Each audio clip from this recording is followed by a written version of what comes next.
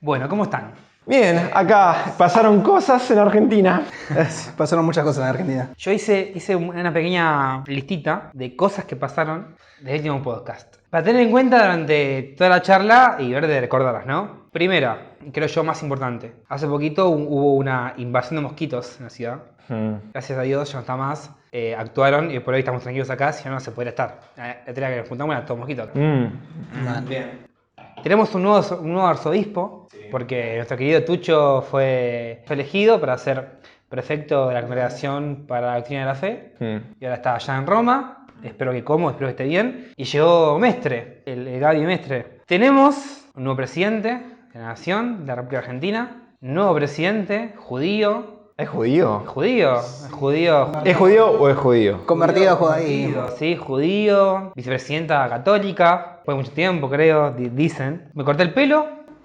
Nemi también. Sí, yo sigo igual de desastre, pero bueno. Estás igual, creo. Sí, estás igual. Mismo rosario, no sé si creo. Sí, obvio. ¿Sabes que este rosario lo hizo un preso, no? ¿Por qué lo usas? Es que fue antes de que yo me meta en la pastoral social, en la pastoral carcelaria. Fue como que me lo compró mi hermano, porque yo ya tenía esa sensibilidad con la gente privada de la libertad. Y nada, fue como que lo llevo y siempre trato de pensar no solo en él, sino en todas las personas privadas de la libertad. Trato de no olvidarme de eso. Y siempre pienso, bueno, este rosario tiene muchos colores, que ahora está medio destenido, pero siempre digo, bueno, pueden salir colores de un lugar tan adverso como una cárcel, ¿no? Ese es siempre mi pensamiento. Impecable este pensamiento, porque nos lleva un poco a pensar el tema de hoy, ¿no? El tema que dijimos que íbamos a charlar. Porque este pensamiento que vos tenés, lamentablemente, hemos reflexionado, sin tener todavía datos estadísticos o firmes de lo que vamos a hablar ahora, pero sí hemos reflexionado de que es un pensamiento poco común en iglesia, poco común, que no se encuentra en todos lados. No se encuentra en todas las parroquias, en todas las comunidades, en todas las pastorales, no se encuentra este pensamiento de valorar lo que hace aquel que tiene poco valor para el mundo, ¿no? Para la sociedad, como puede ser un preso, como puede ser, nosotros decimos, una persona privada de su libertad. Creo que es lo que lleva, ¿no?, al tópico de hoy, que no sé si tiene nombre, pero sí tiene preguntas. O sea, vos acá ya estabas hablando de una problemática, de que capaz no todos tienen esa misma mirada social o ese mismo compromiso con el otro, que está en situaciones adversas, que no necesariamente vamos a hablar de gente privada de la libertad, sino también personas que están viviendo en la calle, o en barrios carenciados, o familias vulnerables, o personas que están atravesando alguna discapacidad, en fin, ¿no? Gente que no la está pasando bien. Y una pregunta que podríamos hacernos es, ¿qué onda la iglesia con todo esto? O más bien, ¿qué onda nosotros con todo esto? ¿Ustedes qué opinan de esto que podríamos llamar, así nomás, el compromiso social de la iglesia? Sí, para mí obviamente siempre falta más. Creo que hay, no hay que pasar de lado que creo que hay compromiso en general, porque en la iglesia somos todos los bautizados, como ya he hablado en anteriores podcasts, la gente busca, pero a su vez falta mucho, falta gente comprometida, falta más acciones, falta más lugares donde poder apoyar, falta más incentivo en general, en mi opinión. Más que nada viéndolo acá desde La Plata, donde hay, ciertamente hay, pero siempre falta un poco más o siempre falta una vuelta de rosca más, ¿no? O sea, aquel que está haciendo, darle una vuelta más, intentar dar un poco más, no en cuanto a cantidad de horas, sino en cuanto a calidad, ¿no? Siempre ir cambiando. Tenemos un Dios que se nos va presentando día a día, se nos va manifestando y creo que hay que ponerlo en el centro. Y tomando un poco con lo anteriormente dicho, esto de ver en el otro a ese Dios, ¿no? A estos gestos con los que Dios nos habla a través de las personas, como por ejemplo el rosario que decís, cómo puede salir colores desde una cárcel, ¿no? Cómo puede salir colores desde un pabellón, desde un lugar donde un tipo está privado de su libertad, y porque Dios está ahí también. Dios está, y es más, obviamente, no es así, ¿no? Pero es una forma de decir, Dios está más con esa persona que tal vez con nosotros acá. Esa persona puede buscar más a Dios que nosotros mismos también. No solamente eso, o sea, hay más fiesta en el cielo por un pecador que se convierte que por 99 justos que llegan, ¿no? O sea, Dios sufre día a día con esa persona. Dios está llorando con esa persona cuando llora. Dios está riendo cuando ríe. Dios está en el pensamiento de esa persona y de cada persona que lo quiera a ese Señor, a esa persona que está ahí. Entonces, el hecho de ver que nosotros necesitamos ir al encuentro del otro, porque también ahí está Dios. Y no es un Dios alegre el que buscamos ahí, es un Dios sufriente.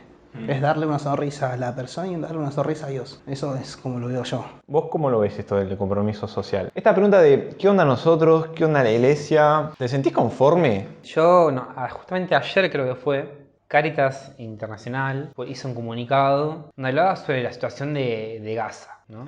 Sí. El conflicto bélico en Gaza. Claramente una posición, yo creo al momento de leerla, no neutra, sino una posición que buscaba la paz. Y Francisco, a nivel, yo te diría macro, ¿no? Macro iglesia, no sé si el término es válido en este caso, pero todo el tiempo está al tanto, ¿no? De estos conflictos que pasan. Con Rusia y Ucrania, bueno, ahora con Israel y Palestina. Con cada conflicto bélico que ha sucedido, la iglesia se ha intervenido, pero en las grandes magnitudes. Después en lo pequeño, también está, en lo pequeño a nivel mundial, globalista, pero en lo pequeño de la Ciudad de la Plata, yo creo que la iglesia está. Está porque, dice Francisco, ¿no? El pobre, estar con el pobre, ¿no? La misericordia con el pobre, es el mensaje central del Evangelio, ¿no? Ahí hay una centralidad incluso del carisma, ¿no? Está en el débil, en el pobre, en el vulnerable, en el que sufre. Después ni hablar de que, creo yo, hace unos días pensaba, ¿no? De que hoy por hoy seguimos viendo ese mensaje de Jesús de que al rico le va a costar mucho llegar al cielo, ¿no? ¿Cómo es que dice el Evangelio? Es más fácil que un camello pase por el ojo de una aguja que un rico llegue a los cielos. Y no por ser prejuicioso, ni generar odio de clase, ni nada por el estilo. Esto lo dijo Jesús hace un montón de tiempo.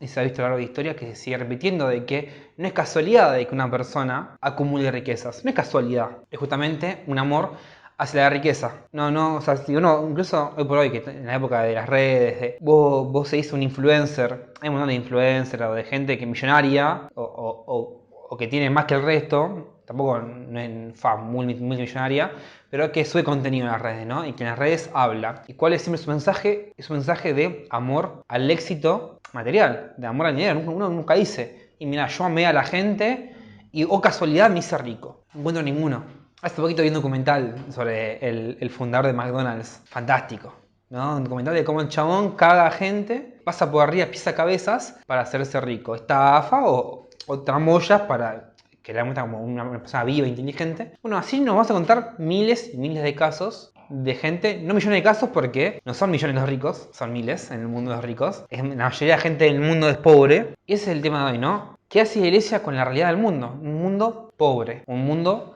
en crisis civil, en crisis bélica, en crisis humanitaria, ¿no? Hay un término que a mí me gusta mucho, que me parece importante poder trabajar acá, que es el de ayuda humanitaria, que engloba varias cuestiones, no solo la pobreza. Y vemos una contraparte de iglesia que no es contraria a nosotros, es una iglesia, es nuestra propia iglesia, son hermanos nuestros, pero que hace mucho más énfasis en la crisis moral o cultural de la cual se apropian, creo yo. Porque también nosotros vemos una crisis moral. Vemos una crisis moral, por ejemplo, en la mercantilización de la vida, ¿no? Francisco hace unos días habló, un bebé no es un producto de mercado. Para alquilar un vientre de una persona vulnerable, pobre, que anda en necesidad, alquila su vientre, para que alguien elija genes y fabrique un hijo. No le pongamos precio a la vida, pero tampoco le pongamos precio a la existencia actual. Y hoy por hoy, acá en Argentina, caemos en una realidad donde nosotros, las personas, somos un objeto de producción u objeto de consumo, ¿no? ¿Dónde está la dignidad cristiana, dignidad humana? El capital humano, como dice el presidente. Somos el capital humano, ¿no? Somos un capital que en términos económicos puede ser válido utilizarlo, pero en términos de ciencias sociales, que es lo que acá nos interesa, no es válido. O también en términos de la Iglesia Católica. Y en términos teológicos o de Iglesia Católica, mucho menos. Porque nosotros también, estamos creados a imagen y semejanza de Dios. Cada uno es especial, cada uno es diferente y cada uno tiene una dignidad de la cual tiene que ser respetada. Entonces, si empezamos a poner valor a las personas, si empezamos a hacer esa diferenciación, estamos promoviendo esta cultura que ya venimos denunciando hace mucho, que es la cultura de descarte, de quiénes valen más, quiénes valen menos. Y hay cuestiones que pueden surgir a raíz de todo eso, de pensar, bueno, ¿quién se merece ser bien tratado por quién consiguió tal cosa? Eso también puede llegar a ocurrir. Y acá me gustaría volver para atrás y decir, la iglesia, ¿qué lugar ocupa en los pobres? ¿Podemos pensar una fe desvinculada de las personas que están sufriendo, de las personas que atraviesan angustias y desesperanzas? ¿Podemos pensar una fe que diga, ok, nosotros a lo nuestro, pero que los pobres, obviamente, que estén el Estado, los países, las naciones, ocupándose de eso, y nosotros en la fe, en nuestras cositas, y que de los pobres se ocupen los estados? ¿Podemos reducir a esa idea? Bueno, a mí ahí me gustaría aclarar, ¿no? Nosotros como católicos tenemos que hacer lo que Cristo nos enseñó. Y no sé si se acuerdan de la multiplicación de los panes y los peces. Bueno, Cristo estuvo enseñando un montón de tiempo, un montón. Y la gente, ¿qué le pasa? La gente cuando está ahí le da hambre, le da sed, por naturaleza. Tal vez Cristo no tenía... ¿cómo decirlo? La culpa de eso, ¿no? Cristo no tenía culpa de que la gente tenga hambre y que no se haya llevado comida. En esa época era mucho más complicado llevarse comida, ¿no? Pero que no haya tenido los recursos para mantenerse tanto tiempo como él estuvo predicando. Pero Cristo no hizo una mirada como aparte, no fue que se alejó de ese problema porque él estaba ahí enseñando, sino que él paró la enseñanza, recibió lo que le pudo dar con los peces y los panes y con eso lo transformó y se lo dio a la gente. ¿A qué voy? Nosotros, claramente, bueno, esto va más que nada al clero, que es más fácil de tener en cuenta, ¿no? Esto que te dicen, no, yo estoy acá para cuidar la fe, sí, pero la fe con la panza vacía no te llega. Como que dice, con la educación no puedes educarte si tenés hambre. Bueno, lo mismo con la fe. Hay una cita bíblica justamente que dice, voy a parafrasear, bueno, que Dios te bendiga, que te vaya bien, pero no le das lo que necesita, es como nada que ver. O sea, ya ahí al menos lo decía la Biblia, tipo, no basta con hablar de Dios, sino que también hay que llevar a Dios en lo concreto. Sí, no, y también lo que es esto, ¿no? Decir,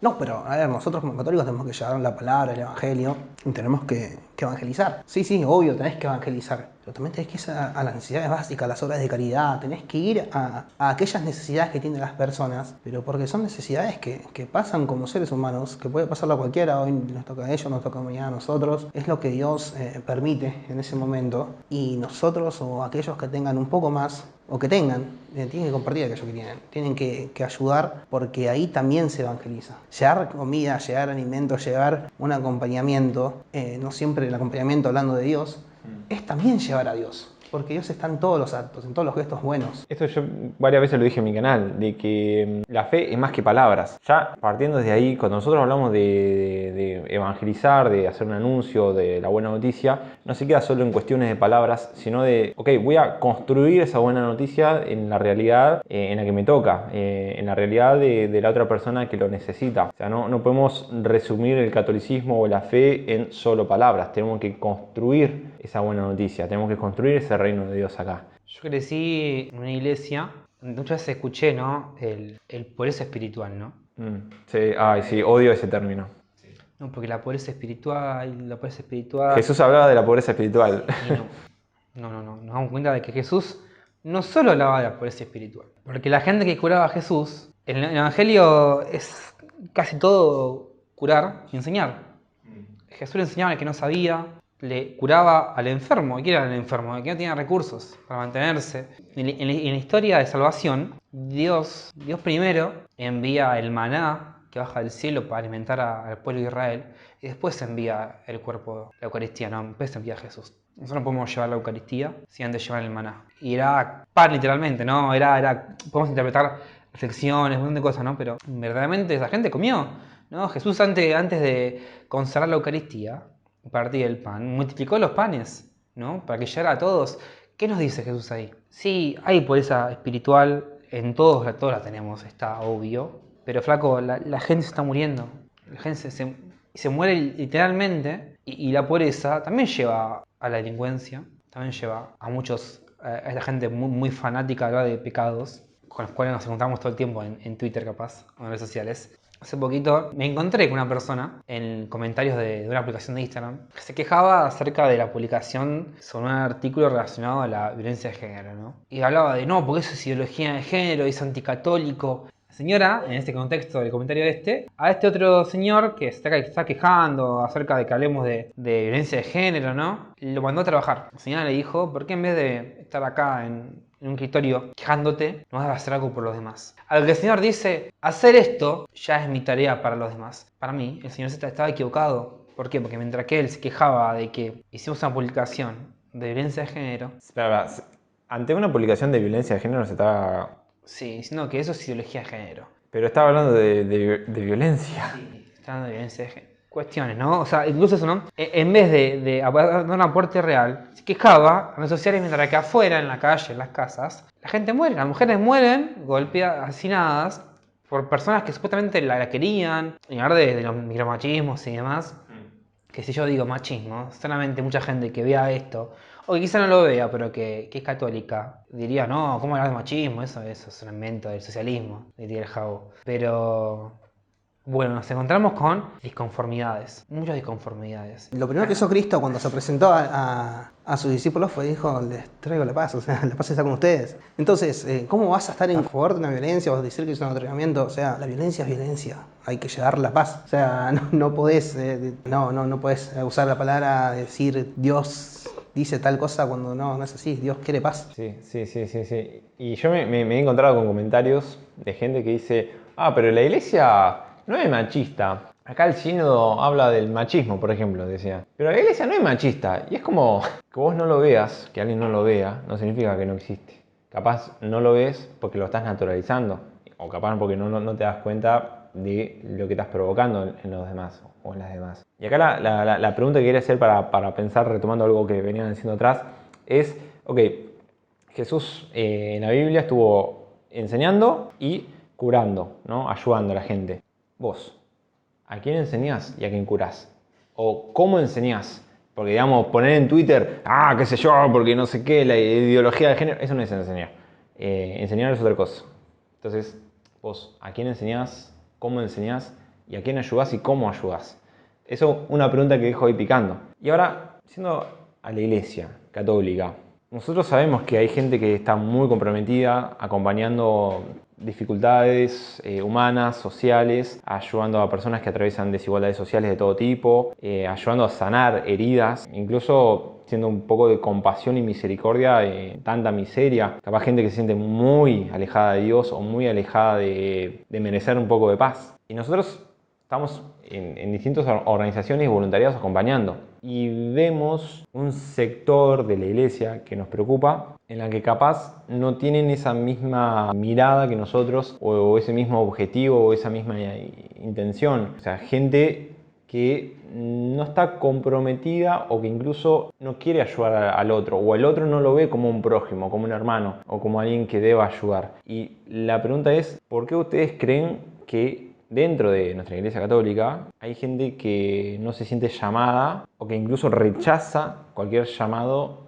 a ayudar a los demás? Es evidente que genera, ¿no?, cierta contrariedad. Yo escucho esto y siento contradicción, porque por los libros uno diría que la iglesia ayuda al otro. Sí, lo hace, y lo hace en gran magnitud en todo el mundo, pero no es la mayoría de la iglesia lo que lo hace. Podemos hablar, reflexionando, ¿no?, de que la gran mayoría de la juventud platense o de los católicos platenses, la gran mayoría no realiza obras de caridad sistematizadas, ¿no? O sea, semanales. Sí, en un sistema de caridad o de proyecto solidario. Todos alguna vez dimos un paquete de fideo, doné un poco de plata para una colecta, todos alguna vez fueron a cocinar a un comedor, buenísimo, genial, bienvenidos sean, pero acá el fin es resolver la necesidad. Esa resolución se va a dar con un sistema organizado que luche contra esa desigualdad, contra ese problema, contra esa necesidad. Ahí donde somos pocos. Nos incluimos, ¿no? Estamos nosotros, pero somos pocos. Somos pocos. Y yo, una reflexión que hacía es que si yo me junto, por ejemplo, en un lugar, ¿no? Pensemos, junto en una cancha de fútbol con 1000 personas que aman el fútbol. Yo voy a pensar que es fácil juntar, por ejemplo, 10 personas, 10 pibes, 10 pibas, para jugar al fútbol. ¿Por qué? Pues somos 1000 y los 1000 amamos el fútbol y estamos en una cancha de fútbol. Va a ser una boludez, agarrar una pelota, 5 y 5 los junto. Bueno, si la iglesia somos 1000, somos un montón de cristianos, nuestro mensaje es de amar al prójimo y de buscar que el prójimo sea feliz. Porque en ayudar hay felicidad, ¿no? Y en el otro está Cristo. Somos 1000, estamos en la ciudad de La Plata, donde hay mucha pobreza. ¿Por qué no puedo juntar 10? ¿Por qué si yo juntar 10 para un proyecto social, no lo junto? Yo pienso que es fácil. Pienso por teoría, pienso por cuestiones obvias, que debería ser fácil. No lo es. Y muchos preguntan por qué debería hacerlo. Y dice, sí, tienes razón, pero ¿por qué debería yo hacerlo? ¿Por qué no lo hacen otros? Claro. Sí, ahí me hizo acordar, son muchos los llamados y pocos los elegidos, ¿no? Son pocos los que se toman, o sea, son muchos los llamados, muchos los que escuchan, muchos los que aparentemente están, pero pocos son los elegidos, los que se ponen al servicio. O sea, Dios te da el llamado, el otro tiene que tomar la decisión, elegirse. Tal cual, te interrumpo también vos. Tal cual. he escuchado muchas veces el tema de los llamados, ¿no? No, pasa que Dios me llama a otra cosa. Pasa que Dios me llama a salvarle la vida al que se muere. No, Dios me llama y a estar en casa, a rezar y a trabajar. Sí, obvio, a todos nos llama, a lo cotidiano, a lo común. A cuidar a mi familia, hasta reír. Sí, obvio, tal cual. Me llama a tener pareja, lo que sea. Me llama a ser profe. Pero nunca te va a decir que Francisco dice, algún día se me va a poner el cuello duro, tanto mirar para el costado. Dios no nos llama a mirar para el costado. No. No, nos llama, a todo eso te llama a vos, te llama, obvio, pero a todos, yo creo que no hay debate, a todos los llama a disolver las necesidades del prójimo, totalmente. Esto que decía, no, a mí me llama el trabajo, me llama la oración particular, me llama a meterme a ser religioso, sí, bueno, eso es un deber de Estado. ¿Qué significa deber de Estado? Todos tenemos deber de Estado. Yo como laico, católico, soltero, tengo deber de Estado tengo 25 años, tengo que trabajar, tengo que intentar mantenerme, tengo que mantener mi salud, tengo que intentar rezar, cumplir con los mandamientos. Son deberes de Estado, son deberes que están, que tenés que cumplir. A eso, a ver, la santidad no es tan fácil, hay que agregarle. Y ese agregado está en el prójimo. O sea, nadie se salva solo. Y ese nadie se salva solo. Vos tenés que salir al encuentro del otro. Es intrínseco, tenés que salir. La forma, el carisma, está no para decir, no, tengo este carisma, tengo que estar acá rezando, me llama a estar en otro lugar con mi familia en este momento bien. Te llama a estar ahí. Pero el carisma es la forma que le das para poner al otro. No es la forma que le das para estar más cómodo. La excusa para no hacer. Que muchas veces lo he escuchado un montón de veces esto, de decir, no, pero yo ahora tengo que estar con mi familia tranquilo, bien, sí, está bien. Si tu familia en momentos particulares te necesita, o si un amigo, si... Hay ciertos momentos donde uno ciertamente no puede darse el 100%, pero son momentos particulares. No puedes meter esa excusa toda la vida, porque si metes esa excusa toda la vida, algo estás esquivando. O sea, el discernimiento que tenés que hacer tiene que ser un poquito más certero. Y tenés que darle bueno, Dios, ¿a qué me llama? ¿Qué obra de caridad quiere Dios que haga? Ese tiene que ser el discernimiento, no Dios quiere que haga una obra de caridad, no. La obra de caridad va para todos. Entonces, ¿qué obra de caridad quiere Dios que haga en mi vida? Tiene que ser la pregunta, no ¿qué es lo que Dios, cómo quiere que Dios haga? Eso es otra pregunta, son dos preguntas distintas. ¿Qué quiere Dios? Es estado. ¿Qué obra de caridad quiere Dios que haga? Es la acción que tenés que hacer para santificarte. Si no, bueno, replanteate si estás buscando la santidad, en mi opinión. O sea, claro. No... Que, por cierto, sí, deberías. Sí, todo el mundo, por favor. Ahora, justamente hay un tema. Todas estas acciones sociales, misioneras, apostólicas, solidarias, como quieran llamarlas, generalmente en la iglesia están organizadas por referentes. Espontáneamente cada uno puede tener obras de caridad y está genial. Pero como decías vos, Juli, sistemáticamente, ¿dónde encontramos eso, no? Lo sistemático es algo organizado. Toda ayuda social, todo apostolado, toda misión, todo voluntariado necesita una organización, gente que consiga los recursos, los medios, gente que organice a voluntarios o los misioneros, gente que los capacite, definir un territorio, un lugar donde abocar una misión o un apostolado. Y ahora lo que puede surgir como un obstáculo primero es la cuestión de la autoridad o de la jerarquía que toma decisiones. Es decir, ubíquense en una comunidad católica. Capaz cuando empieza el año piensan en un calendario de actividades. Esta Semana Santa, después está Pentecostés, después está esto y aquello, después para fin de año tenemos Navidad, las fiestas patronales de la parroquia, y así empiezan a dividirse y después dicen, bueno, y este día podemos hacer esto, podemos meter un campamento por acá, podemos meter esto por acá, qué sé yo. Y a veces pasa que el apostolado o el voluntariado termina siendo una actividad más de todo ese calendario, tipo un sábado específico, por ser genérico, ¿no? Un sábado específico hacemos apostolado. Y después todo lo demás seguimos en la nuestra, que todo muy bien, ¿no? Lindo formar la comunidad. Pero cuando uno está organizando eso como coordinadores o referentes, a veces deja de lado compromiso social, ¿no? De acompañar las angustias, la desesperanza de la gente, las pobrezas, las desigualdades. Y a veces uno como referente o como coordinador puede hacer oídos sordos al clamor de la gente, al llanto del otro. Entonces, lo que iba con todo esto es que capaz uno puede tener ese llamado, pero si no hay un referente o un coordinador o lo que sea, una autoridad que puede ser un cura o un laico, ¿sí? No importa, o una hermana. Pero si no hay un referente que diga, ok, y si, o sea, en este barrio vemos esta problemática, y si cada miércoles o cada viernes o cada sábado hacemos esta actividad puntual para acompañar esta situación, y si ese referente no lo hace,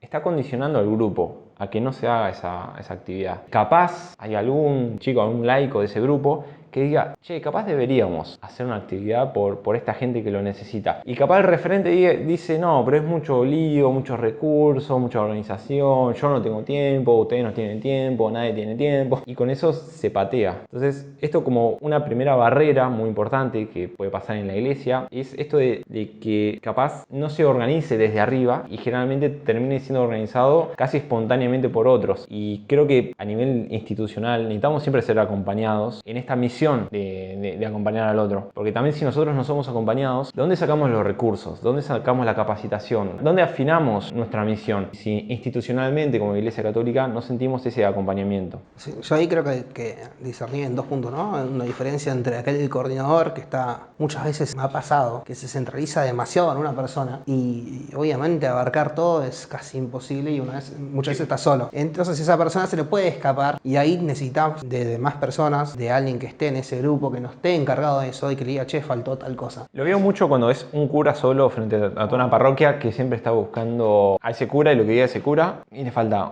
un laico que coordine o otro sacerdote que también ayude. O el laico que coordina todo al mismo tiempo, o sea, el consejo pastoral, que muchos consejos pastorales parroquiales son una persona sola y es como, no puede ser una persona sola, es un consejo, tiene que ser varias personas. Entonces... Lo debato conmigo mismo. Claro, o sea, y no por el hecho de que esa persona no esté calificada o no tenga el suficiente interés o no tenga la voluntad de hacerlo, sino porque es mucho.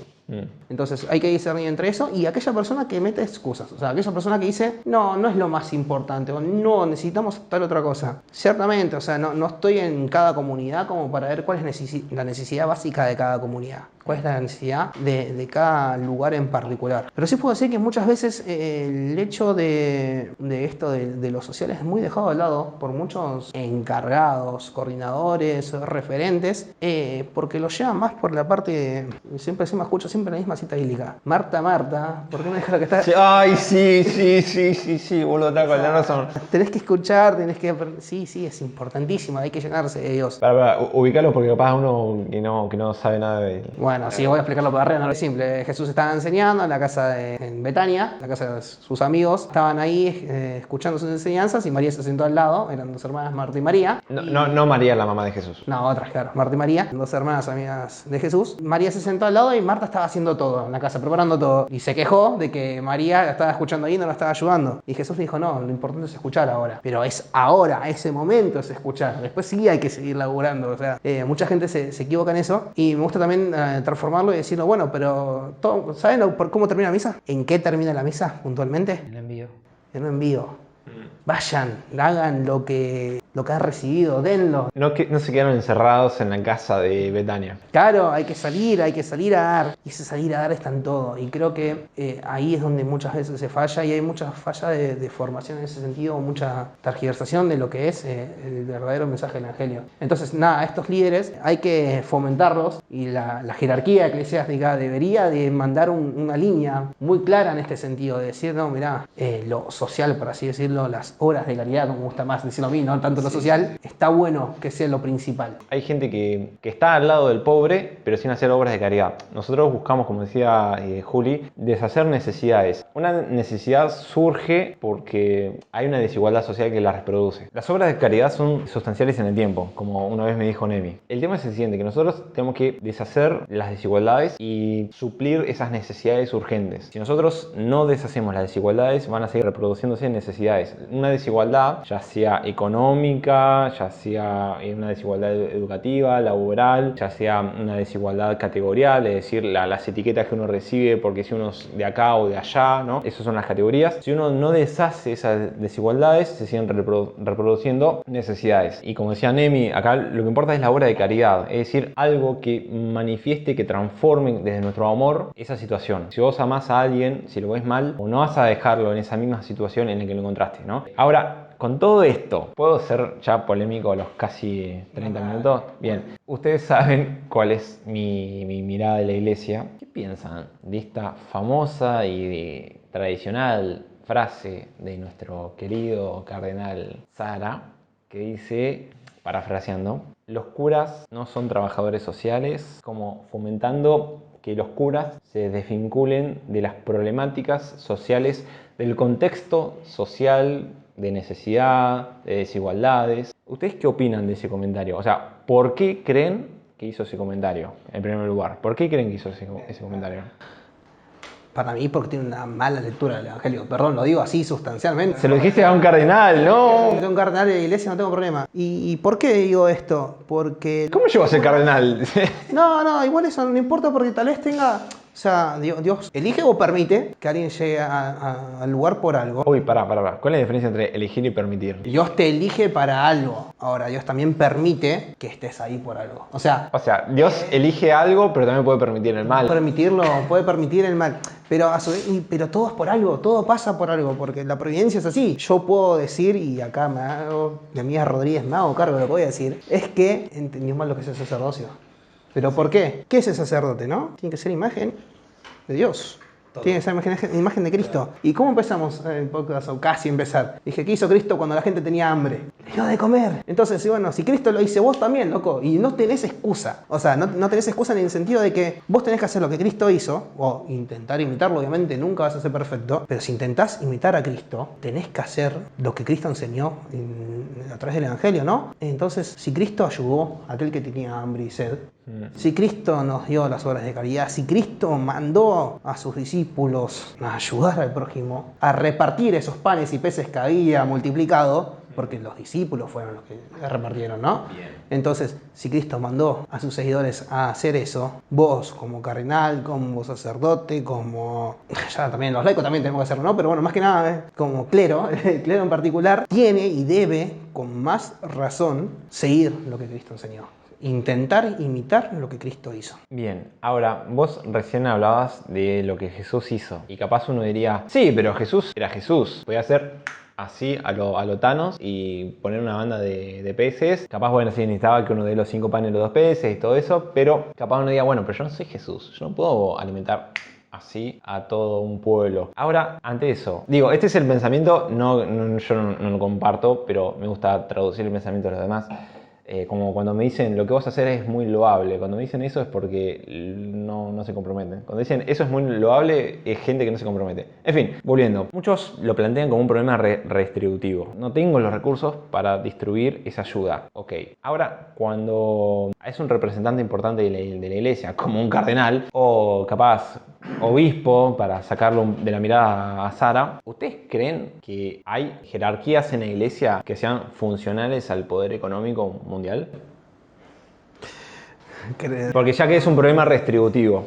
No sé, o sea, yo quería... O sea, funcionales casi indirectamente, ¿no? Porque tengan una tramoya. Ahí va, sí, algo que conecto con eso, ¿no? Yo creo que esta frase que nos ha llegado a los tres por separado, ¿no? Que justamente la traemos acá porque nos llegó por separado y nos generó cosas. Yo no creo que lo haga de mala leche o con ganas de generar infortunio en cardenal Sara. La cuestión es que evidentemente primero asume de que hay una iglesia o un sector de iglesia que por ser trabajadores sociales se olvidan de los demás, ¿no? Es como que menos iglesia, menos cura. Sí.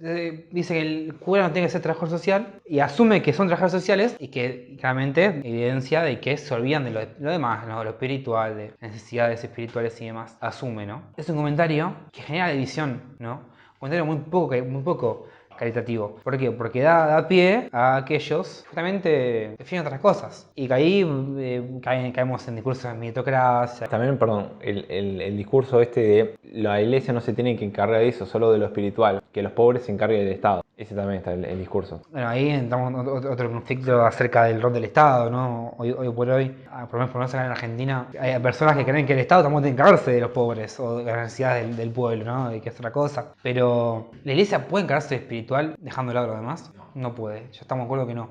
Es imposible, es imposible. ¿Por qué? Porque va a llegar un momento que no va a haber persona de cuál encargarse, porque se murió antes. Es así, ¿entendés? Si no resolviste el problema del hambre, se te murió antes. Si no resolviste la depresión, se te mató antes. Si no resolviste todo lo que había alrededor, la adicción, toda la violencia, se te fue antes de salvar el corazón. Entonces, ¿cuál es el orden de prioridad acá? Y además, como decía Nemi, ¿no? El sacerdote tiene que ser viva imagen de Cristo. Nosotros somos hechos a imagen y semejanza de Dios. Dios, Cristo fue médico.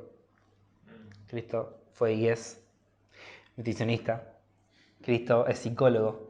Cristo es trabajador social. No siempre no fue todo al mismo tiempo. No fue como tuvo que hacerlo. Incluso también fue político. Tal cual, por supuesto, tal cual. Jesús lideró masas, llevó un mensaje, fue teólogo, fue sacerdote. Lo fue y lo puede ser todo, ¿no? ¿Por qué reducir al cura a lo espiritual? Y además con esto, ¿no?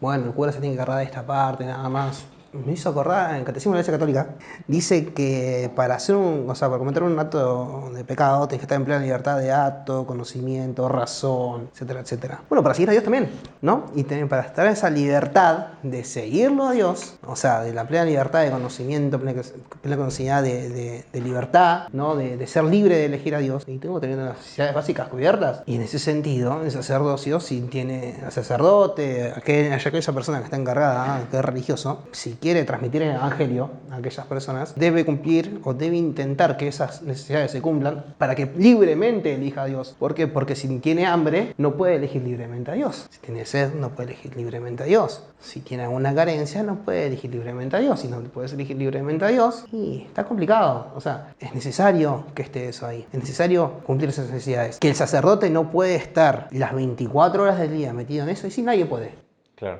Nadie puede, porque hay que turnarse, hay que delegar, hay que ser funcional.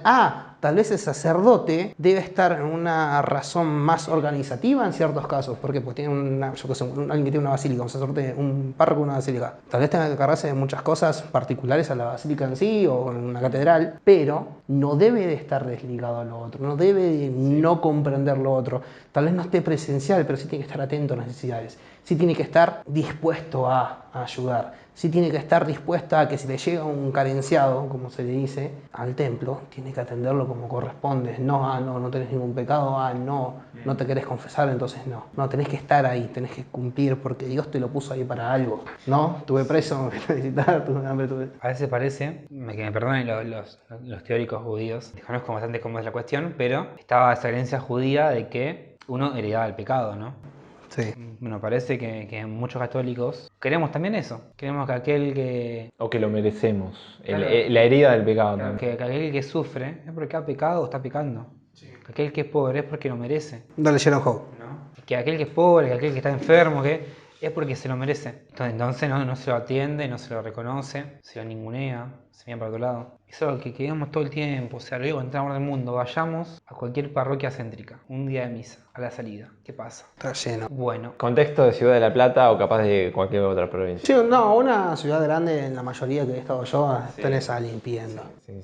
¿Qué es lo que pasa ahí? Que hay mucha gente pidiendo monedas, ayuda en la salida de un templo. Y es un punto siempre de quiebre o de paradoja. Ahí ves el compromiso de la parroquia o que tan rápido juzgan antes de ayudar, ¿no? A veces está la excusa, al pobre no hay que darle pescado, hay que enseñarle a pescar. Básicamente eso es una falacia, porque vos puedes enseñarle a pescar a alguien, sí, pero tienen que ver con qué redes tiene, qué barcos tiene, qué cañas tiene. Eso, el agua, ¿puede pescar ahí? ¿Tiene permiso? ¿Qué condiciones y requisitos debe tener para estar en el mejor lago y no pescar en donde solo hay mojarritas o donde hay agua intoxicada? O sea, todas estas desigualdades, si tienen la posibilidad, tienen que ver con un triunfo o algo que se obtuvo por generaciones. O sea, vos capaz pudiste pescar porque donde vos estás hubo unos triunfos generacionales que te permitieron formarte y estar ahí y pescar, y no tienen que ver con algo tuyo individual. Pero a lo que voy con todo esto es que a veces no se le ayuda a la persona que está a la salida del templo por una razón u otra razón, porque capaz dicen, no, pero esta persona, si le damos dinero no sabemos lo que hace. Incluso aunque tengamos razón de que esa persona puede caer en el alcoholismo o la drogadicción si le das plata, bueno, ok, entonces no le des plata, dale otra cosa. Claro, hagamos algo más. Claro.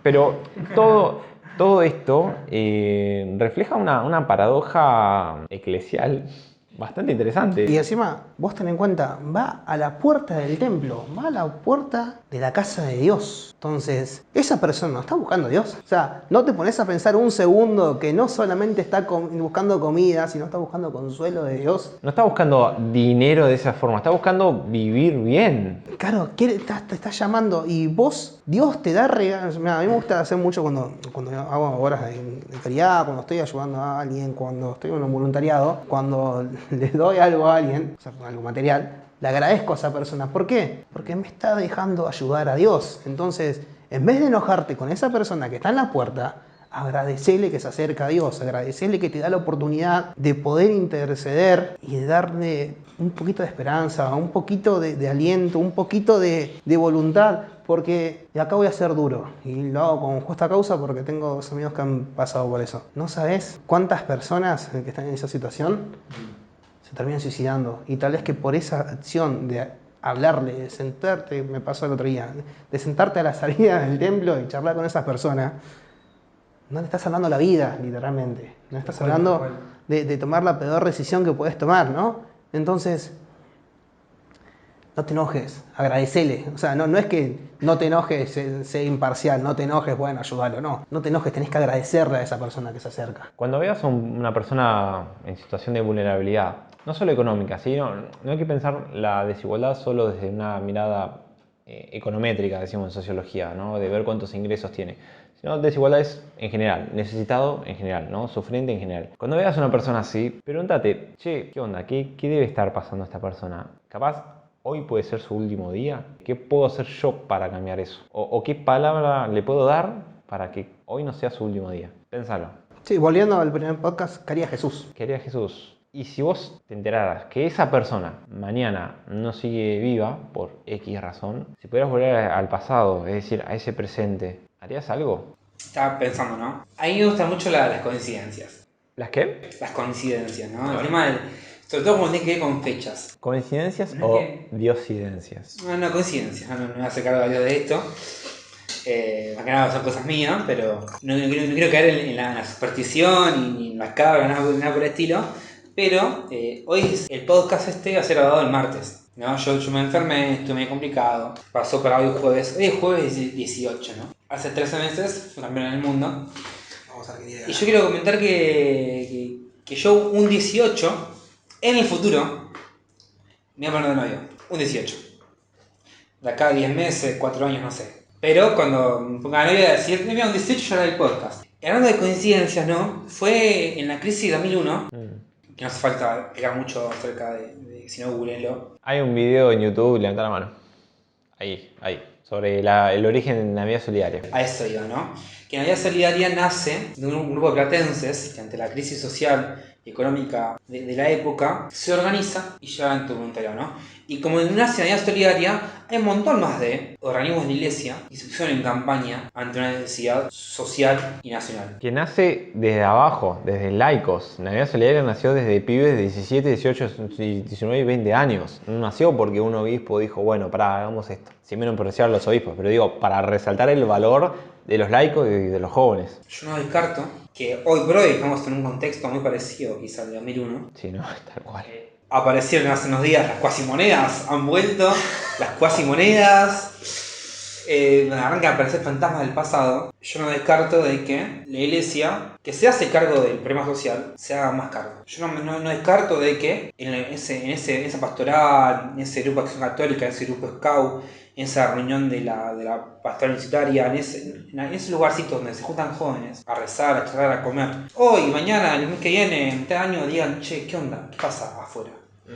No descarto, ¿no?, que la crisis traiga soluciones o impulse nuevamente esta mirada. Te cuento algo. En Vino la Vianda, la pastoral social, donde asisto a las personas en situación de calle. O sea, nosotros recorremos la ciudad dando viandas, ayudando a la gente, la calle y todo lo demás.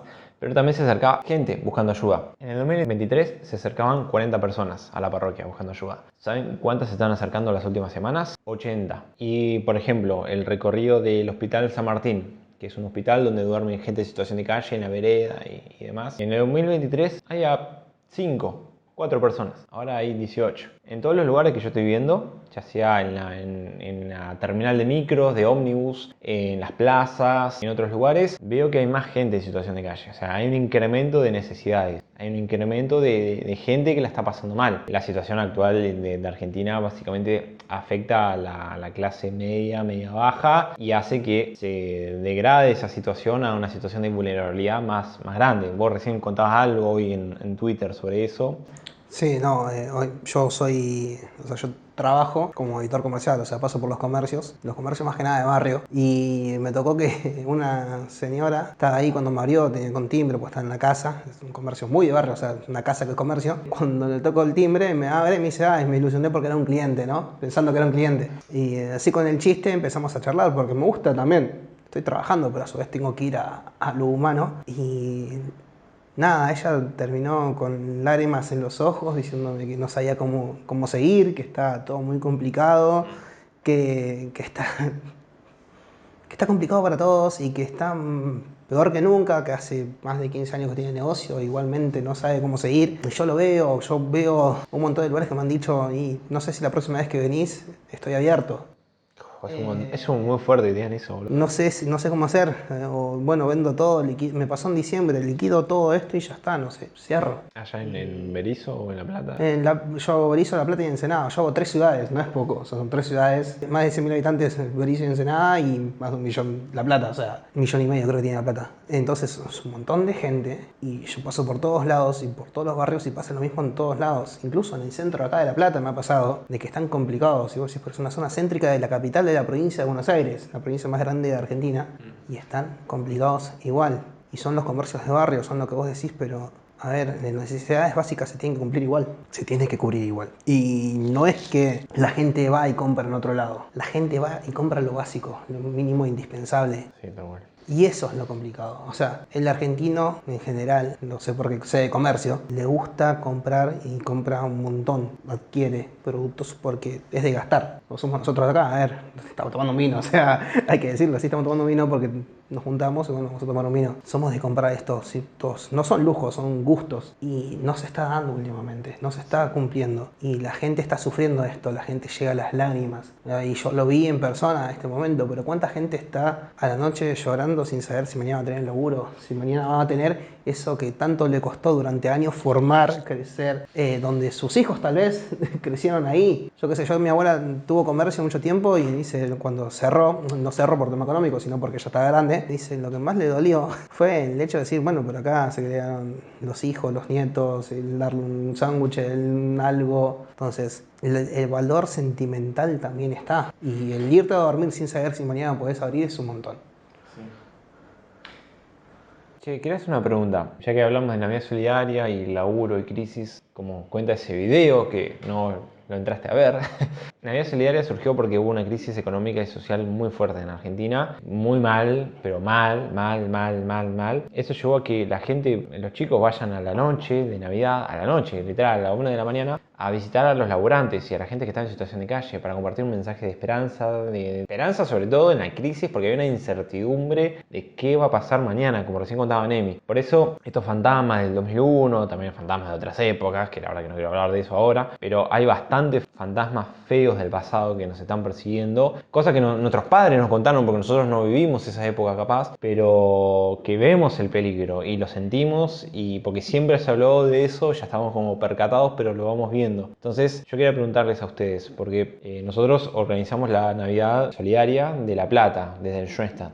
Igual la organizaste desde Berisso, con la comunidad de Santos Pedro y Pablo. Y la pregunta es, ¿cómo vivieron ustedes esa Navidad Solidaria yendo a los lugares de trabajo, si encontraron gente en situación de calle? Yo me quedé en logística, ¿sí? Viendo que a nadie le pase nada, ¿no? Entonces yo no lo recorrí, escuché historias, pero no lo viví. ¿Ustedes cómo lo vivieron esa noche? No, yo primero organicé la de Berisso y fuimos pocos, fuimos 4 nada más en la ciudad. Está bien, la tormenta no ayudó, pero igualmente, o sea, no es excusa. Las donaciones, me gusta ir a lo anterior, ¿no? Hasta 2 días antes no tenía donaciones. La gente no podía donar, me decían, Nemi, no puedo donarte, no tengo para mí, no tengo para darte a vos. Y a Dios gracias, llegó un llamado acá, un llamado allá y conseguí donaciones, que a Dios gracias llegaron, pero sin eso, o sea, ahí está la providencia de Dios, el que yo hago todo lo posible, te entregué todo y Dios lo dispuso. ¿Dónde fueron? ¿Hospitales? ¿Comisarías? Fuimos a hospitales donde había mucha necesidad de acompañamiento, o fuimos a una clínica donde están con muchos problemas económicos. Los trabajadores. Los trabajadores, la clínica ahora es una cooperativa. ¿Cómo la clínica? La clínica es una cooperativa. Están con quilombos económicos. En 10 segundos, para que la gente que no tiene ni idea de lo que es una cooperativa, ¿qué es una cooperativa? Una cooperativa es que no es una empresa como tal, sino que todos los miembros de la misma empresa, o en este caso la clínica, son igualmente dueños o son los que hacen rendir a la misma y perciben un valor económico por sus servicios dados, según cuánto factura. O sea, no tenés un sueldo fijo, deberías de tenerlo, más o menos, depende de cómo sea, pero bueno, depende de vos, si al 100%. No tenés un jefe, un superior, un dueño del lugar que ponga el capital, sino que lo ponen entre todos. O sea, imagínate la situación de decir, estamos todos ahí, hay un solo guardia, un encargado de seguridad, no hay enfermeros a la noche. No están aceptando gente internada en el lugar, están trasladando, no tienen guardia a las 24 horas porque no pueden aceptar una guardia 24 horas, están en una situación muy vulnerable, el edificio no está en las mejores condiciones. ¿Y en la clínica había gente internada? En este caso, no. Pero me ha tocado el año pasado que también estaba en una situación vulnerable donde sí y no había gente, había un solo enfermero pero una banda de gente. Entonces están complicados en ese sentido. Después mucha violencia como siempre, cuando vas a los hospitales el 25 de la madrugada, o sea, en el día de Navidad, siempre te encontrás que hay riñas familiares, como se dice, o sea, que hay mucha gente internada por apuñalamiento, disparo, etcétera, etcétera. Mucho movimiento. El 24, lo que me pasó a mí fue que en Berisso hubo un asesinato a sangre fría de 3 tiros, por así decirlo, mal dicho, lo cual está muy, como dijo en la comisaría, estaba todo muy caldeado y muy complicado, las circunstancias estaban a mil, no paraban. Entonces lo que hicimos fue, bueno, en el lugar, en la comisaría había una sola persona de guardia y estaban todos los patrulleros saliendo todo el tiempo porque no tenían tiempo. Les dejamos un montón de alimentos para decirle, bueno, cuando llegan, sabes que salen, dales algo para que coman durante el camino. Claro. Sí, porque la idea de Navidad Solidaria es no, digamos, romper los huevos a la gente que está laburando, justamente. Claro, o sea, no molestar, pero sí saber que estamos. Y no tenían tiempo para nada, no paraban un segundo, sonaba el teléfono todo el tiempo. Y era peor que en otras circunstancias. Y a su inversa, cuando fui a los bomberos me dice, a pesar de todo, estamos mal. Dice, para nosotros esta Navidad fue, por así decirlo, más tranquilo y mejor, porque no hay ni plata para los fuegos artificiales. Entonces no hay incidentes en ese sentido. Dice, ¿no? Como a la inversa de los otros, ¿no? De cómo está todo muy caldeado porque la sociedad está muy violenta. Entonces, o sea, afectan todo, aunque no lo veamos, afectan todo lo económico y afectan todo esto del acompañamiento. Siempre está esto de que te agradecen, el ir y estar, pero este año fue particular en ese sentido, ¿no? El hecho de que me querían. Siempre hablamos de la vida, pero en este caso me querían hablar más de la situación que están pasando. Sí, ¿no? Me contaron también los chicos de la Navidad Solidaria de La Plata, cuando volvían, que contaban mucho sobre cómo están ubicados en el contexto social y económico que estamos atravesando en Argentina. Porque claramente uno no labura a las 4 de la mañana de Navidad con mucha felicidad. O sea, uno está ahí generalmente por una cuestión de necesidad. Si sos médico es un turno, ok. Pero si sos guardia, si sos sereno, si sos un kiosquero, si sos un playero de una estación de servicio, estás más correspondiendo a una necesidad que estás atravesando. Y iban por ese lado también. Y ahora hay una pregunta que yo quiero hacer. Porque hablábamos de la falta de compromiso social o misionero también, ¿no? De la iglesia con la gente que está sufriendo. Y yo estaba pensando de que a veces esas actitudes que rechazan al prójimo o que se desvinculan de cualquier pensamiento que busque ayudar a los necesitados, suele ser a veces como un resultado de algo que ocurrió en tu formación en la iglesia, como un resultado de las prácticas eclesiales que tuviste, capaz de la formación que tuviste, de los referentes eclesiales que tuviste, ciertas charlas que no se dan, ciertas prácticas no la van conduciendo de a poco a cuestiones sociales. Como que a veces yo veo que la falta de compromiso de alguien en cuestiones sociales dentro de la iglesia tiene que ver con un resultado de un montón de gente que no estuvo ahí para formarte, para acompañarte, para mostrarte esa realidad. Falta mucha formación en cuanto a lo social, más que en lo demás, te diría yo. Es impresionante como todo lo que venimos hablando, hay mucha gente que vos le preguntás y incluso nosotros mismos nos falta un montón de saber bien. El hecho de saber cómo estar a los demás y cómo ayudar a los demás es esencial. Es sustancial al ser católico, al ser creyente. En una cuestión de educar la conciencia social, ¿no? El educar la conciencia social me parece importantísimo porque el discurso de la meritocracia, por ejemplo, no entra en el catolicismo. Hablar de merecimiento, no hablar de esfuerzo. Y otra es querer desconocer que el contexto y las cualidades sociales que rodean el ambiente familiar, el ambiente social, el ambiente cultural, es desconocer que eso afecta a la vida de la persona. No podemos desconocer eso. No entra en el catolicismo en la meritocracia porque sería... ¿Cómo lo explico? Yo te lo puedo decir de parte teológica, porque nadie entra al cielo por mérito propio, ya de por sí vamos así.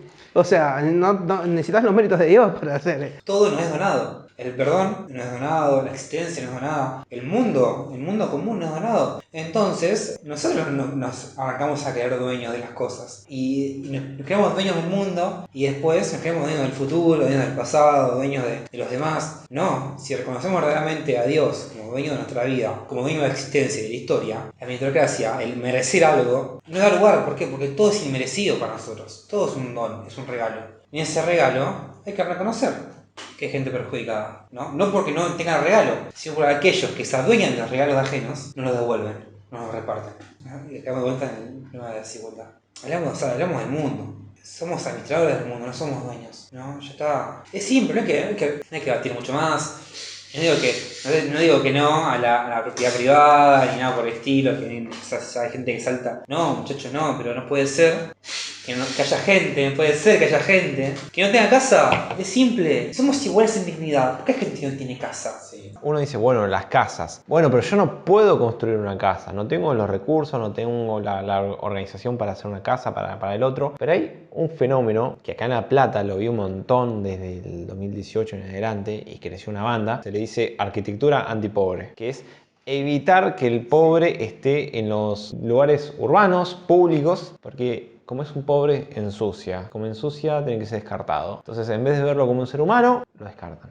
Es un video de eso, ¿no? Sí, un video viejísimo, pero es uno de los mejores que tengo. En la ciudad de La Plata lo podemos ver un montón. Cuando en los edificios, en las entradas de los templos, que eso es lo que de verdad me molesta. Porque si es un edificio, una empresa, digo, bueno, está mal, pero bueno. Ahora, en la iglesia, con una parroquia, en la entrada, que tiene un techito en la vereda, pongan unas rejas para que la gente en situación de calle no se refugie literalmente en el techo de un templo y el techo de afuera, ¿no? No es que entran, chicos, que están afuera en la vereda. Bueno, poner rejas o en otros lugares poner pinches, literal, lo que será como el borde de una ventana, poner pinches para que nadie esté ahí refugiado. Bueno, cosas así es lo que se denomina arquitectura antipobre. Entonces capaz nosotros decimos, bueno, no puedo construir una casa para esa persona que no tiene un hogar, pero ¿qué hago con los otros lugares? O sea, ¿qué lugares les permito estar y qué lugares no le permito estar? ¿Y qué hago ante esas injusticias? Si elige estar durmiendo bajo ese techo de esa entrada de esa parroquia, porque es el único lugar que encontró y lo estás echando, excluyendo a que duerma en otro lugar mucho peor, quizás mucho más peligroso. Y ahora qué fuerte, piensa en esto, si esa persona cree en Dios y esa misma parroquia te pone rejas, ¿cómo se debe sentir? Y muchos llegan a la conclusión de que Dios no está ahí. Dios está ahí, ahora que el hombre que esté administrando el lugar no esté interpretando todo lo de Dios es otro tema, pero Dios está ahí. Hay que diferenciarlo, obviamente no. Pero a ver, es obvio que te hace sentir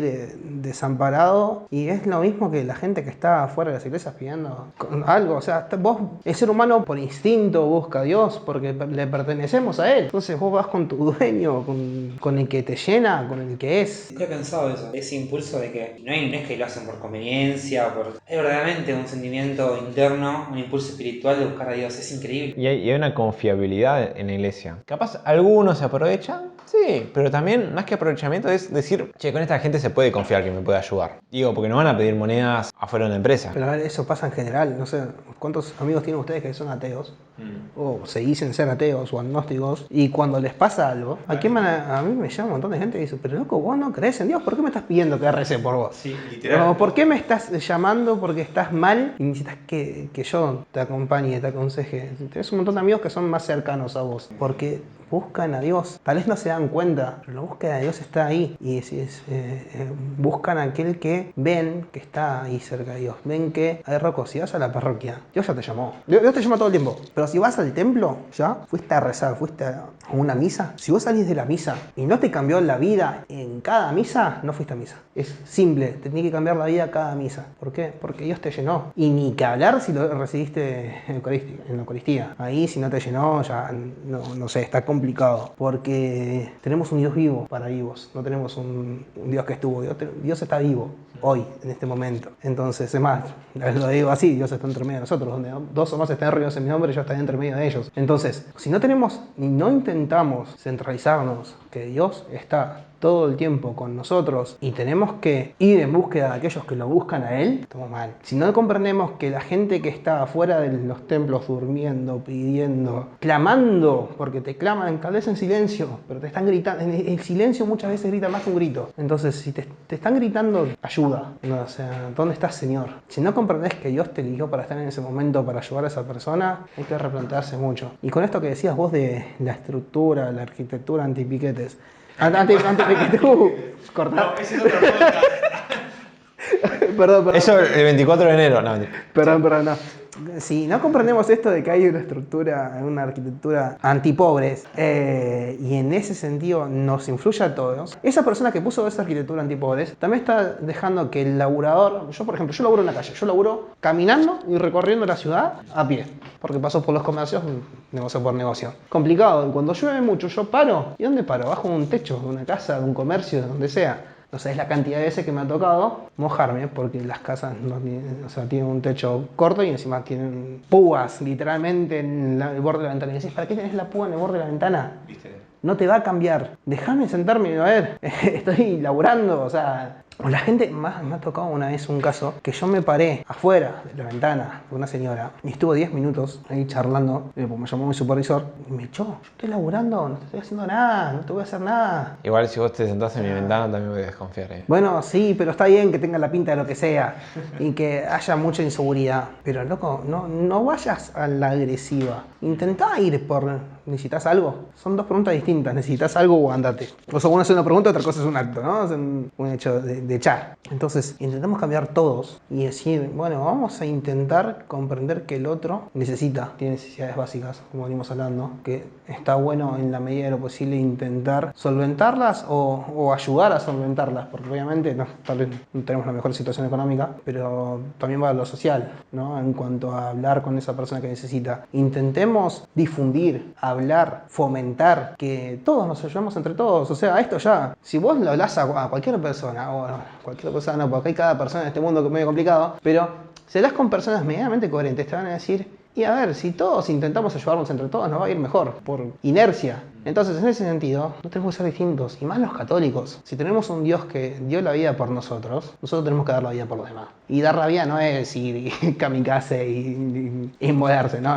Dar la vida es hacer todo lo que Dios me regaló, porque como dijo Juli, todo es un regalo de Dios, ponerlo al servicio de los demás. Todo lo que tenemos, ponerlo al servicio de los demás. Creo que eso es fundamental y esencial en el sentido de, bueno, queremos ayudar, queremos ser católicos en serio, hay que ayudar así. Toda esta mirada de la fe católica va muy en contra con todo este pensamiento que últimamente está ganando cada vez más terreno. Tienen que ver con exaltar la individualidad y con decir, bueno, pero yo me quiero liberar de la responsabilidad de ayudar al otro. Yo no tengo que cumplir ninguna obligación con el otro. Que la otra persona se encargue de su vida. Yo tengo que estar libre de eso. Que no me obliguen a ayudar a otro. Porque acá lo que importa es yo, mi vida, mi situación y lo que yo consiga, ¿no? A lo que voy con todo esto es cómo esta fe nuestra que reconoce las angustias y desesperanzas de las personas que están sufriendo, siguiendo el ejemplo de Jesús, siguiendo el ejemplo de muchos santos, siguiendo las enseñanzas de Jesús, porque no solo el ejemplo, lo que hizo, sino las cosas que dijo que dan aval a todo esto, como también hay pensamientos, corrientes de pensamiento que exaltan el egoísmo, el individualismo. Y el problema es cuando todo eso se empieza a mezclar. Yo siempre digo que cuando aparece un necesitado aparece una misión. y eso es algo que siempre debemos tener en cuenta. Tenemos que actuar.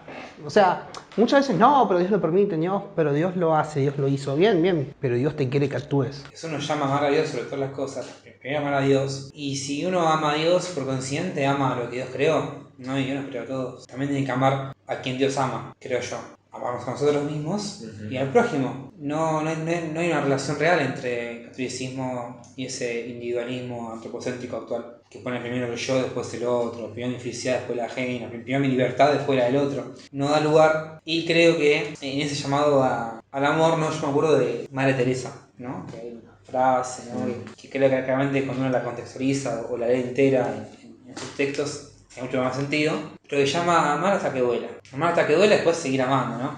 ¿Por qué el amor duele? Porque el amor empatiza. Si yo amo al otro y amo a quien Dios creó, a mi hermano, veo a Jesús en el otro, amo al otro, sus dolores, sus padecimientos, a mí me van a doler a mí. Y el amor te va a querer que te va a llamar, te va a llevar a la justicia, una justicia real, ¿no? Y ahí, cuando la justicia en la crisis se organiza, como en 2001, se organiza, se sistematiza y busca resolver estos problemas, nace el justicialismo, ¿no? Nace una forma de hacer realidad esa fe, ese sentido de justicia, ese amor por el otro, en comunidades organizadas, en proyectos políticos y sociales. Creo que a eso estamos llamados, ¿no? Y eso ojalá hoy pase en nuestra iglesia. Nosotros ya, cada vez que cometemos pecado, cada vez que actuamos mal, hagamos el trabajo de decir, bueno, cada vez que yo cometo un pecado lo estoy flagelando a Cristo. Porque es verdaderamente, Él murió por nuestros pecados, Él sufrió todo, padeció la pasión por esos pecados. Pero Él nos dijo la forma de subsanar ese pecado. Él dijo que lo que le hagamos al más chico, nuestros hermanos, se lo estaremos haciendo a Él. Entonces, si cada vez que actuamos mal, lo estamos flagelando, lo estamos crucificando, lo estamos clavando, lo estamos calumniando, cada vez que le hacemos un bien, estamos haciendo un bien a Él también. Tu Dios está en ese que necesita, porque nuestro Dios, o sea, es unitrino, 3 personas, un solo Dios, y esa persona es Cristo. Y ese Cristo está vivo también en el otro. Cada pecado nuestro es lo que vale que Él haya sufrido la pasión, muerte y resurrección. Entonces, cada acto bueno, no lo dijo para subsanar, pero sí nos dijo que lo hacemos, que con cada acto bueno, con cada obra de caridad, con cada acto de bondad, entre comillas, con cada acto que le da un bien al otro, estamos haciendo un bien a Él. Entonces, pensemos en subsanar, aunque sea en ese sentido, de amarás a tu Dios por sobre todas las cosas. Bueno, ahí tenés. Amalo en el prójimo, amalo en el otro. Claro. Si no lo amás en el otro, no lo estás amando verdaderamente.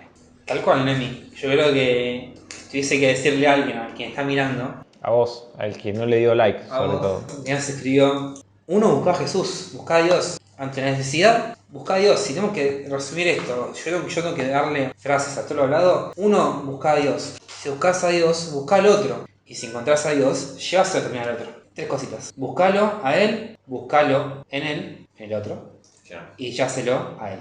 Creo que va por ese lado. Bueno, como vieron, la cuestión de lo social o de las problemáticas sociales está muy vinculado con nuestro ser católico. No podemos ignorar que hay hermanos a quienes debemos evangelizar o debemos acompañar, que están pasando momentos de vulnerabilidad y que no podemos hablarles del reino de Dios si en la tierra no lo estamos construyendo. Nosotros no le podemos hablar de esperanza a la gente que capaz no tiene esperanza de vida, porque no puede comer bien, porque su salud está afectada. Nosotros no podemos mostrar a Dios o hablarles de Dios si están viviendo en un infierno. Entonces, el desafío que tenemos en la iglesia, sobre todo si es un país en situación de vulnerabilidad, pero esto es para todos los países, el desafío es mostrar a Dios en los pobres, en los necesitados, y no reservarlo a lo que yo llamo el místico egoísta.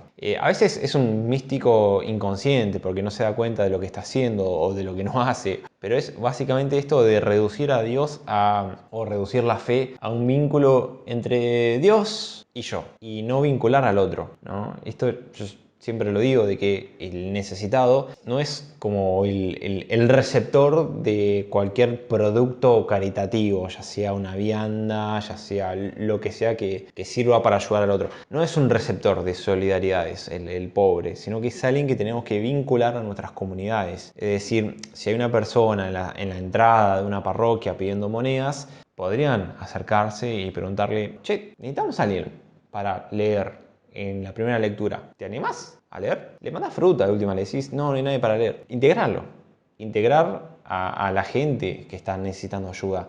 A la gente que capaz está necesitando una comunidad. Entonces, desde ciertos mecanismos buscar la integración y no desde una mirada proselitista o algo así, sino de abrir más las puertas. Capaz uno dice, esto lo decíamos en otro podcast, capaz uno dice, sí, pero la iglesia es de puertas abiertas. Sí, pero si hay una barrera simbólica que impide que alguien que cargue ciertos símbolos, ciertos signos, ya sea pobre, si hay una barrera simbólica que impide que esa persona entre, es al pedo. Entonces, por más de que hablemos de puertas abiertas, no sirve de nada si la persona no se siente bienvenida por el símbolo que carga. A lo que voy con todo esto es a replantear cómo estamos viviendo la iglesia en este siglo, en este año, en este 2024, a plantear, a repreguntarlo, a cuestionarlo también, pero no tanto para buscar culpables o quién falla o quién erra, sino para decir, bueno, ¿yo qué puedo hacer para cambiar esta realidad? Esto que nosotros hablábamos de la sinodalidad en otros podcasts tiene que ver con discernir desde el Espíritu Santo, no discernir desde lo que yo creo, lo que yo siento, lo que yo sé más que vos, sino un discernimiento del Espíritu, que tiene que ver con, ok, escuchamos juntos al Espíritu, pero el Espíritu también habla en las circunstancias, en el lugar donde vos estás ubicado hoy en día. Si vos ves que hay problemáticas de pobreza, si vos ves que hay problemáticas de violencia de género, como estuvimos hablando, ya sea sutiles como micromachismos o cosas así, bueno, estás insertado en una situación social que hay que saber escuchar al Espíritu Santo qué es lo que nos está pidiendo en ese lugar. Entonces, con todo esto yo quiero plantear esto, es decir, se necesita hacer más que un cambio, una transformación, una mejora, una iglesia 3.0 de decir, ok, ¿cómo podemos llevar a Dios en este contexto? Yo siempre digo, si el evangelio no está en los pobres, no hay evangelio. En todo esto que estás diciendo vos, perdón que me vaya un poco, pero me hiciste acordar una frase que dijo Francisco hace poco. Me gustaría decirla textual, pero casi textual lo voy a decir, que es, ojalá, o Dios quiera, que todos, que no haya nadie en el infierno, que estemos todos en el cielo. Eso es magnífico, es lo que hay que pensar. ¿Por qué? Porque hay mucha gente que lo dio para mal. Entonces vamos a hacer lo que queramos porque todos vamos a llegar al cielo con la misericordia de Dios. Este va con la misericordia de Dios. Nunca dijo Es eso. todo lo contrario, es ojalá todos hagamos lo posible para llegar al cielo con las circunstancias que Dios nos dio. Es un llamado, Entonces un llamado a trabajar. y es un llamado a la humildad. Ante cualquier persona, desearle el bien y no el mal. Desear que esa persona verdaderamente esté bien y llegue al cielo con aquel que te ha robado, con aquel que te ha hecho un daño puntualmente a vos o un ser querido. Bueno, el pensar, ojalá esa persona llegue al cielo. Y el tenerlos constantemente, ojalá que todos lleguen al cielo. Ojalá que todos compartamos la inmerecida recompensa, porque nadie lo va a merecer, porque el cielo no se puede merecer por sí mismo, como dijo hoy Juli. Todo es regalo. Todo lo que tenemos acá es regalo de Dios. Cuanto más el paraíso, cuanto más el cielo, cuanto más la presencia de Dios plena, no lo podemos merecer. Por más que seas el Papa, por mérito propio no vas a poder. Por más que sea el mayor santo de la historia, por mérito propio no lo vas a merecer. Necesitas, aparte de tu mérito propio, de Dios, y eso es para todos. Entonces, cuando veamos a aquel que necesita, cuando veamos a aquel que está desamparado, intentemos ayudarlo, porque esa persona está, tal vez, más cerca de conseguir lo que más necesitamos, lo que más queremos. Tal vez está más cerca de conseguir el paraíso. ¿Por qué? O sea, Dios nos pide según los dones que nos dio. Dios nos pide según lo que nos dio. Y esa persona le dio tal vez un poco menos en cuanto a lo material, en cuanto a lo circunstancial. Entonces se le va a pedir menos. Y tal vez el acto de ir a pedir enfrente de una parroquia, enfrente de una iglesia, es el acto que lo está salvando. ¿Por qué? Porque en su búsqueda, ¿cómo decirlo? No vana, sino en su búsqueda primitiva, por así decirlo, en su búsqueda natural, es lo que le salió y es lo que lo está salvando. Entonces, no juzguemos, no echemos, no saquemos, abracemos, compartamos, atraigamos. ¿Por qué? Porque no sabemos qué es lo que Dios le dio al otro. No sabemos qué es lo que Dios le pide al otro. Y muchas veces no sabemos lo que Dios nos pide a nosotros. Entonces, intentemos con lo que tenemos llegar al cielo, y al cielo no llegamos solos. Si vos querés llegar solo al paraíso, está complicado. O sea, tenés que llegar con todos. O nos salemos todos o no se salva nadie. Ese sería el dicho popular. Pero es así. O sea, no sé si alguna vez se pusieron a pensar de cómo estaría en el paraíso, ¿no? Están en el paraíso, ¿no? Sí. Acá, Dios quiera que lleguemos todos. Pero falta alguien de su familia. Alguien cercano. Falta esa persona. Humanamente hablando, obviamente, acá nos vamos a la teología. Humanamente hablando, ¿cómo te sentirías? Claro, bueno, yo lo puedo pensar en gente que estimo mucho y que cuido mucho con mi corazón y yo me sentiría muy mal. No sé, es algo que siempre me planteo, ¿no? ¿Cómo me sentiría estando ahí? Yo me imagino el paraíso. Para mí no sería paraíso si no están mis abuelos. O sea, a ese punto es lo que quiero decir. No sería el paraíso. Más allá del estado máximo de conciencia y de amor a Dios, yo pienso en el amor a Dios, pienso indudablemente en la gente que me ha amado y que amo. Sí, ¿no? Como, porque aparte sería casi extraño, ¿no? Como hay personas que nos enseñaron el amor de Dios. Y si esas personas faltan en el cielo, o sea, humanamente hablando, ¿no? Acá teología cero, ¿eh? Teología, por eso lo saqué. Perdón, padre Javier. Perdón. Sí, ¿no? Es un tema. Bueno, y todos son queridos por alguien. Todos son en mayor o menor medida o fueron alguna vez queridos por alguien. Entonces, gente, tenemos que salvarnos todos. ¿Cómo? No sé. Como dijo Francisco, esto no es algo teológico, no estoy hablando en nombre, como él dijo, sucesor de los apóstoles, yo no estoy hablando en nombre de la iglesia ni mucho menos. Es algo muy particular que hay que discernir, hay que hablar y hay que estudiar, creo que yo. Metió una materia de estudio teológico bastante interesante, Francisco, si nos ponemos a pensar. Pero, loco, hay que pensar. Quizás no es cierto, quizás nos equivoquemos. Dios quiera, Dios quiera. Yo creo que un paraíso, como me lo imagino, que claramente... Encima de eso, vos te imaginás el paraíso, y mismo Dios lo dijo, es mucho más bueno y más grande de lo que te puedes imaginar. Entonces, bueno, si es más de lo que yo me puedo imaginar, necesito humanamente que sea más. Y necesito que estemos todos, o sea, y todos, ojalá que estemos todos. Y ojalá que ahí sea misericordia, y ojalá que... Con esto no quiero ir a... Bueno, ya está, vanidad, todo lo que dijimos hasta ahora no sirve de nada, listo, nos hablamos todo. Al contrario, es...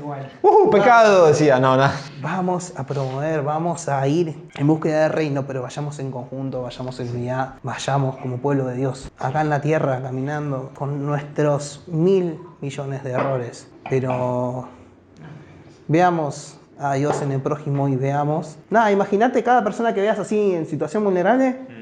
Che, los quiero ver bien, porque no creo que haya alguien que quiera ver mal al otro siempre. Bueno, listo. ¿Vos querés llegar a ser santo? Calculo que estamos acá, muchos son católicos o no, pero intentan ser buenas personas, vos fomentás mucho lo social, mucho lo de ayudar. Bueno, el bien máximo que tenemos es la santidad, estar en el paraíso, cuando Dios nos llama a su encuentro. Imagínate, cada vez que veas a alguien que necesita, que cuando vos estés en el cielo, si esa persona no está ahí, vos no vas a estar en el cielo.